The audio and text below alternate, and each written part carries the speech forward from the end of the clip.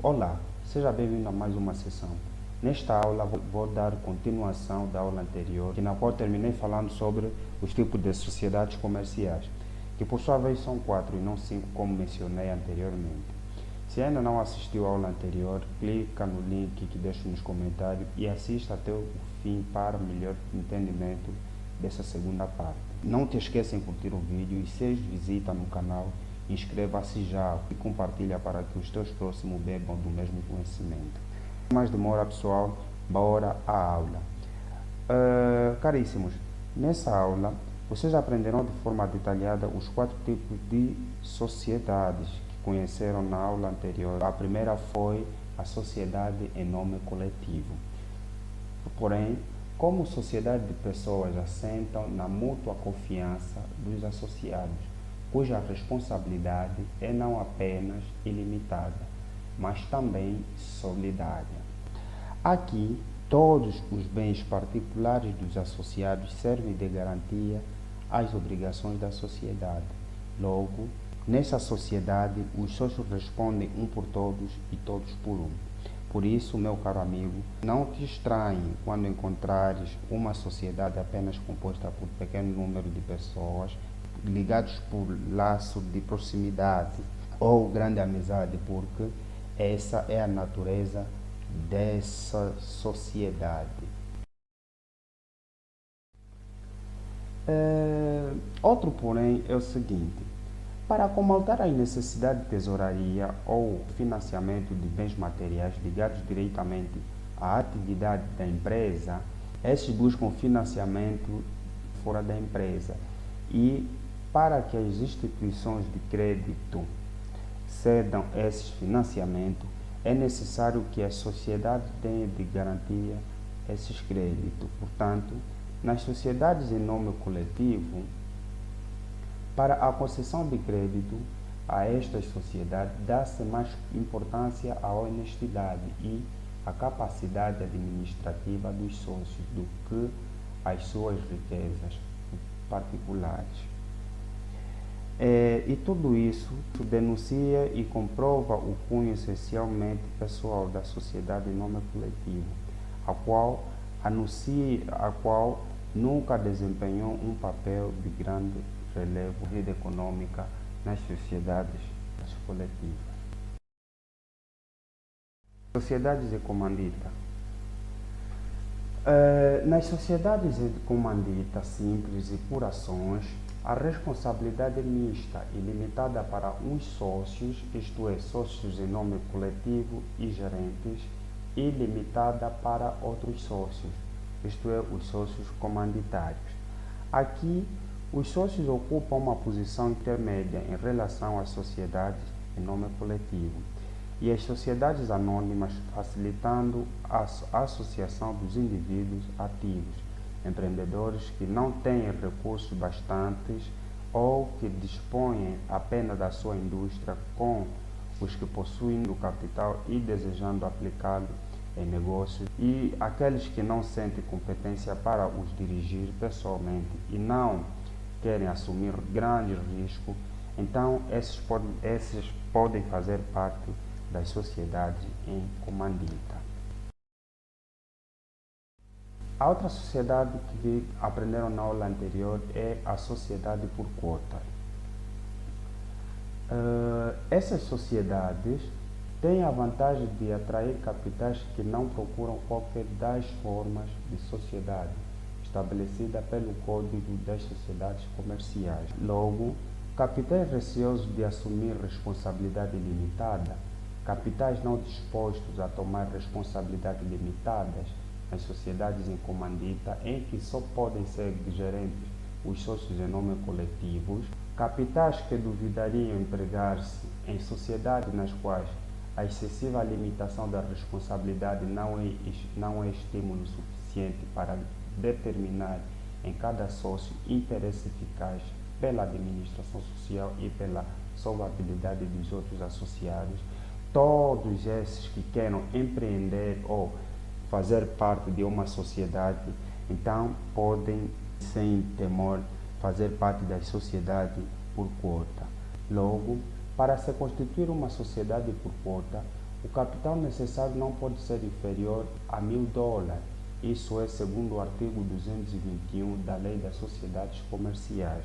Para a deliberação dos montantes acima citados, na maior parte das vezes são decididas na Assembleia Geral, onde, para além de discutir assuntos voltados na deliberação de montantes, também é feita a chamada e a restituição de prestações suplementares, a amortização de quotas, exclusão de sócios, a destituição de gerentes e de membros do órgão de fiscalização, a aprovação do relatório de gestão e das contas do exercício e, por último, temos a atribuição de lucros e tratamento dos prejuízos.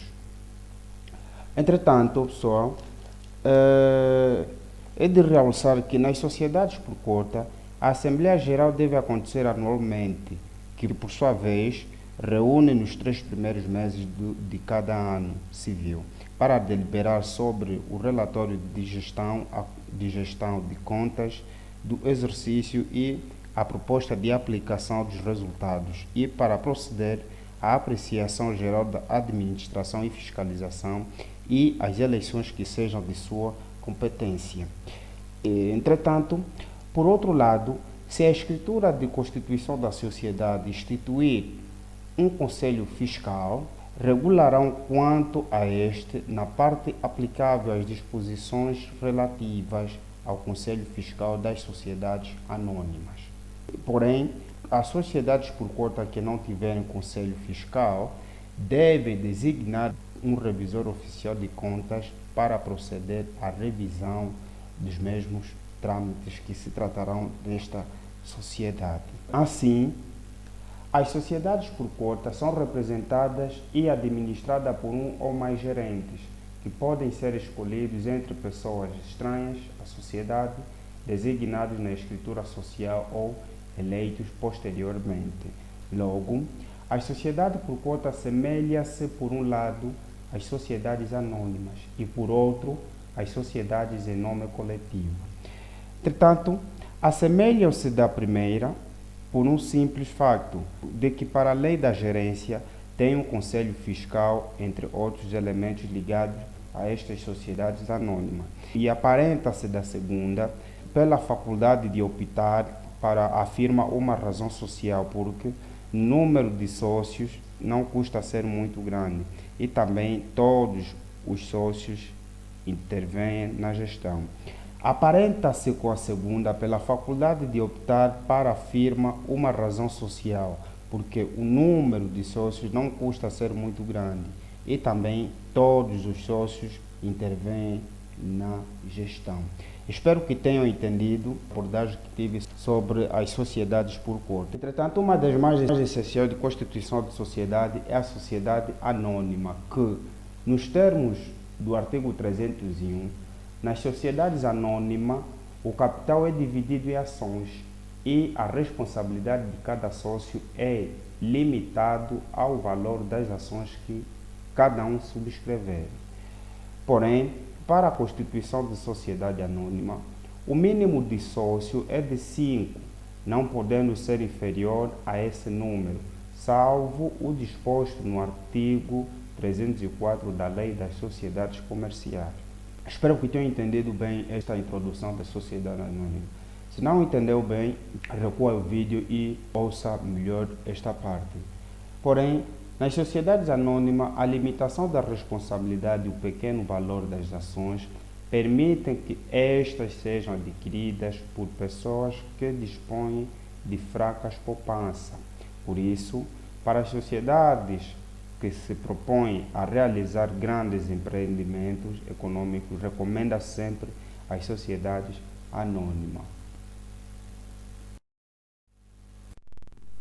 O valor nominal.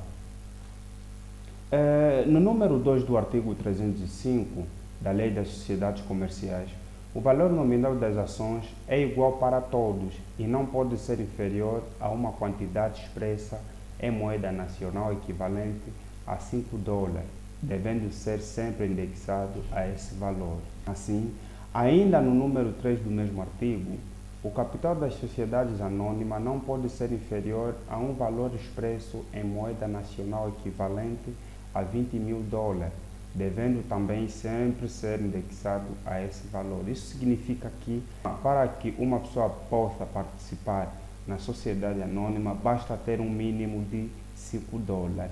Entretanto, para se constituir uma sociedade anônima, o valor dos sócios não pode ser inferior a 20 mil dólares. Portanto, quais são então as características das sociedades anônimas?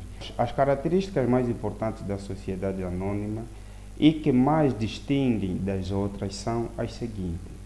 Em primeiro, temos o maior número de sócios, a elevada importância do capital, o reduzido e igual valor das partes sociais, representação dessas parcelas por títulos, extrema negociação de ações, a responsabilidade ilimitada de todos os sócios e mais completa separação entre a propriedade e a gestão. A mais severa fiscalização exterior e interior. Temos também maior independência em relação às pessoas dos sócios e, por fim, temos a feição mais impessoal. Órgãos sociais. Caríssimos, as sociedades anônimas exercem atividades por intermédio dos órgãos sociais, conhecidos por Assembleia Geral, o Conselho de Administração e o Conselho Fiscal. Entretanto, a alternativa desses órgãos tem-se também a direção, o Conselho Geral e, por último, o Revisor Oficial de Contas. Assim, no que toca à administração e fiscalização, a Lei das Sociedades Comerciais, para além da estrutura clássica monista, permite a opção por outra estrutura dita dualista, que assenta na repartição daquelas funções entre órgãos. Nas sociedades anônimas, um dos órgãos sociais mais importantes para se constituir a sociedade é a Assembleia Geral, que é o órgão soberano da empresa, distinguindo-se as Assembleias Gerais ordinárias e extraordinárias.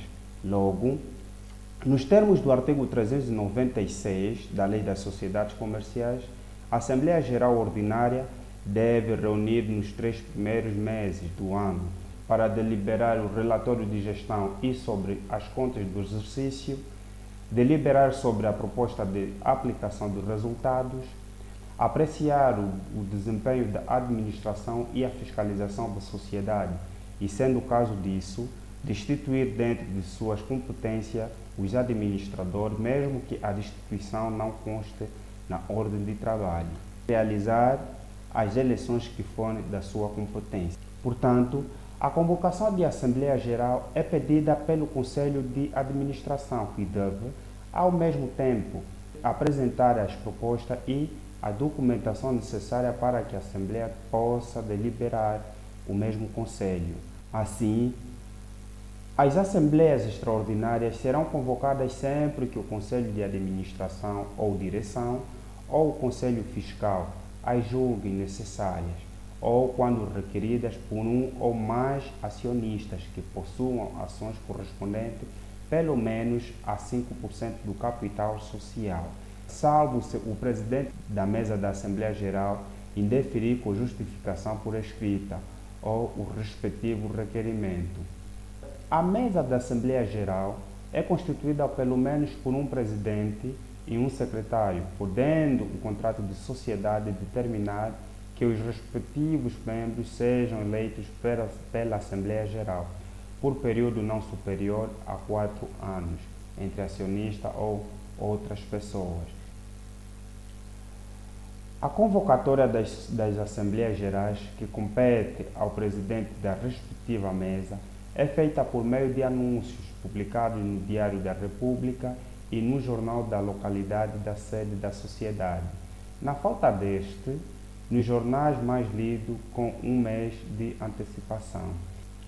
Porém, a convocatória deve conter pelo menos as menções exigidas pelo artigo 172 da Lei das Sociedades Comerciais, assim como disposto no número 4, a linha A, B, C, D, E do artigo 397. Tem o direito a estar presente na Assembleia Geral e a discutir e votar os acionistas que, segundo a lei e o contrato, tiverem direito pelo menos um voto. O Conselho Administrativo. O Conselho de Administração tem exclusivo e plenos poderes de representação da sociedade, competindo-lhe gerir as atividades sociais, mas devendo subordinar-se à deliberação da Assembleia Geral ou intervenções do Conselho Fiscal apenas nos casos em que a lei ou o contrato de sociedade o determinarem. Assim, o Conselho de Administração será composto por um número ímpar de membros fixado no contrato de sociedades, os quais podem não ser acionistas, mas devem ser pessoas singulares com capacidade jurídica plena, salvo se provarem que procederam sem culpa e responderem também para com os credores da sociedade quando a inobservância culposa das disposições legais ou contratuais destinados à proteção destes membros. A composição do Conselho de Administração é feita segundo o número 1 do artigo 410, que pode ser designado no contrato de sociedade ou eleito pela Assembleia Geral ou constitutiva por um período fixado no contrato de sociedade, não excedendo 4 anos civis. Assim, os administradores devem atuar com diligência de um gestor criterioso e ordenado no interesse da sociedade, tendo em conta os interesses dos acionistas e dos trabalhadores, respondendo para com a sociedade pelos danos a esta causados por atos ou omissões praticados com preterição dos deveres legais ou contratuais. Conselho Fiscal. Nas sociedades anônimas e algumas sociedades por cota, a fiscalização dos atos da administração é feita não só pela Assembleia Geral, mas também por um Conselho Fiscal eleito pela sociedade ou, em certos casos, por uma sociedade de revisão de contas.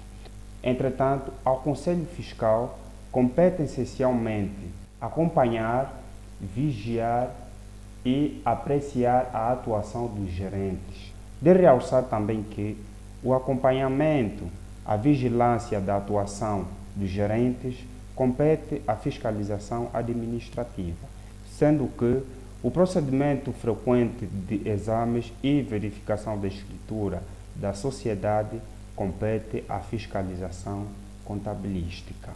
Deste modo, cumpre-lhes proceder a um duplo trabalho de verificação formal e material ou substancial. Assim, a função que mais avulta entre todas as que devem incumbir a entidade ou entidades fiscalizadoras é a de verificar se o balanço e o desenvolvimento da conta de ganhos e perdas são exatos e traduzem com fidelidade a verdadeira situação da sociedade. Logo, a fiscalização da sociedade compete a um fiscal único, que deve ser revisor de contas ou sociedade de revisores oficiais de contas, ou a um conselho fiscal. O fiscal único rege-se pelas disposições legais respeitantes ao revisor oficial de contas e subsidiariamente na parte aplicável pelo disposto quando ao Conselho Fiscal e aos seus membros. Os membros efetivos do Conselho Fiscal e um dos suplentes são eleitos pela Assembleia Geral, pelo período estabelecido no contrato de sociedade, mas não superior a 4 anos, podendo a primeira designação ser feita no contrato de sociedade ou pela Assembleia Constitutiva. Ao que compete o Conselho Fiscal, caríssimo, para o desempenho das suas funções, pode o fiscal único ou qualquer membro do Conselho Fiscal, conjunto ou separado, exercer poderes vincados no artigo 442 da Lei das Sociedades Comerciais, assim como a fiscalização e administração da sociedade, vigiar pela observação da lei do contrato de sociedade, verificar a regularidade dos livros, registros contabilísticos e documentos que servem de suporte, obter da administração a apresentação para exame e verificação, a apresentação dos livros, dos registros e dos documentos da sociedade, bem como verificar a existência de qualquer classe de valor designadamente dinheiro, títulos ou mercadorias, obter da administração ou de qualquer um dos administradores informações ou esclarecimentos sobre o curso das operações ou atividades da sociedade ou sobre qualquer um dos seus negócios. Obter de terceiros que tenham realizado operações por conta da sociedade as informações de que carecem para o vencimento e esclarecimento de tais operações, assistir às reuniões da administração sempre que julguem convenientes. Portanto, segundo o artigo 443, o fiscal único ou os membros do Conselho Fiscal, quando este existe, têm o dever de participar nas reuniões daquele órgão e assistir às Assembleias Gerais e às reuniões do Conselho de Administração para as quais sejam convocados pelo respectivo presidente ou em que se apreciem as contas do exercício. Exercer as suas funções de fiscalização de forma conscienciosa e imparcial. Guardar segredos dos factos e informações de que tiverem conhecimento no exercício das funções sem prejuízo do dever prescrito no número 3 deste artigo, entre outros deveres das alíneas seguintes. O Conselho Fiscal deve reunir pelo menos todos os trimestres. As deliberações do Conselho são tomadas por maioria, devendo os membros que com elas não concordarem inserir na ata os motivos da sua discordância. Sendo assim, a direção é composta por um número ímpar de diretores, no máximo de 5, os designados no contrato de sociedade ou pelo Conselho Geral que indicará o seu presidente. Sendo assim, compete à direção gerir as atividades da sociedade sem prejuízo, eventualmente, do prévio consentimento do Conselho Geral para a prática de determinadas categorias de atos. Logo, quando há vários diretores, o Conselho Geral deve designar o diretor do trabalho, especialmente encarregado das relações com os trabalhadores. Além do mais, a sociedade deve comunicar ao Conselho Geral o seguinte: pelo menos uma vez por ano, a política de gestão que tenciona seguir e outros problemas fundamentais da futura gestão. Trimestralmente, antes da reunião do Conselho Geral, o curso dos negócios e a situação da sociedade.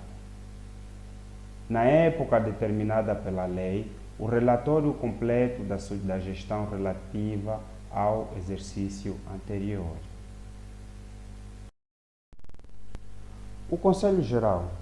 Os membros do Conselho Geral são designados no contrato de sociedade ou eleitos pela Assembleia Geral ou Constitutiva.